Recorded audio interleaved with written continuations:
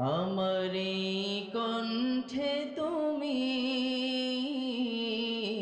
তোমারি বাণী তুলেছ, বুকের দেরাজ তুমি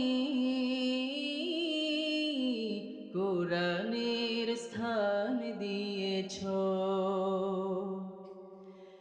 এত ভালোবাসো কেন মালিক আমায়, কি করে শুকর তার করি আদায়।